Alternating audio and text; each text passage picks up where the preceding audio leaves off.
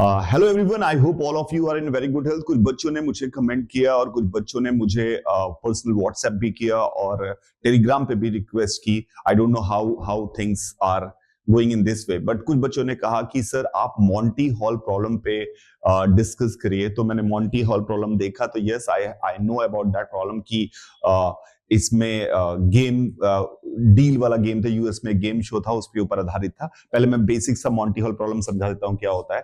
Monty Hall problem में आपको 3 gate दिए जाते हैं और 3 गेट दिए जाएंगे, उसमें आपको चूज करना है कि किसमें कार है और किस बाकी 2 में गोड्स होती हैं, लेट से। और आपको अगर आपने चूज कर लिया तो आपकी कार आपकी हो जाएगी।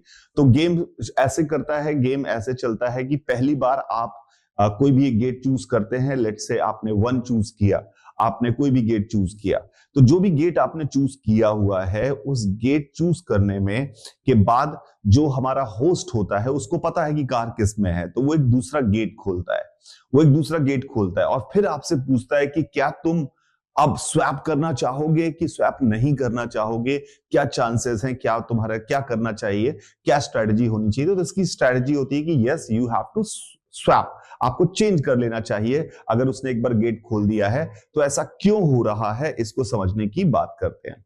तो मान लीजिए 1 2 3 गेट्स हैं, इसको समझते हैं। बड़ा इंटरेस्टिंग है, बहुत सिंपल है। आपने कोई गेट चूज किया, लेट्स से गेट चूज है सी। आपने कोई भी गेट चूज किया, अब गेट जो चूज किया है आपने, उसमें 3 पॉसिबिलिटी हो सकती है। 3 पॉसिबिलिटी हो सकती है यहां पर कि आपने कार चूज की हो, आपने गोट चूज की हो, या आपने गोट चूज की हो।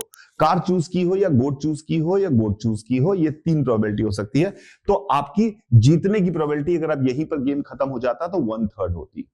Now but the second time the man, जो हमारा होस्ट है, वो आकर एक गेट खोलता है, तो डेफिनेटली वो गेम को इंटरेस्टिंग बनाए रखने के लिए वो जो गेट खोलेगा, चाहे आपने कुछ भी चूज किया हो, वो जो गेट खोलेगा वो गोट ही होगा। तो यानी कि हमारे बंदे ने आकर गोट खोली होगी हर केस में, ये बात पक्की है। ये सेकेंड बात पक्की है, ये गोट खोली होगी। अब गोट खोली होगी यहां पर।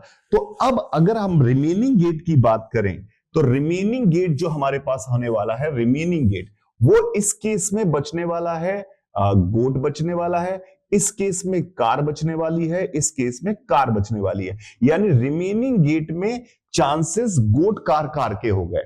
तो अगर आप यहीं पर गेम खत्म कर देते तो आपके चांसेस दिख रहे हैं, एक आपके फेवर में है, 2 आपके नॉट फेवर में है, यानी आपकी प्रोबेबिलिटी 1/3 होती। और अगर आप स्वैप करते, रिमेनिंग गेट पे जाते, तो रिमेनिंग गेट में जाने में 1 गोट के चांसेस हैं, 2 कार के चांसेस हैं। इसका मतलब है आपकी प्रोबेबिलिटी थोड़ी सी बढ़ गई। तो इसीलिए मैंने एकदम सिंपल तरीके से समझाया। इसका मतलब यह हुआ कि आपको डेफिनेटली स्विच करना चाहिए। That is the best possible strategy. I hope बहुत क्लियर और सिंपल शब्दों में मैंने आपको समझा दिया कि मैं क्या कहना चाह रहा था।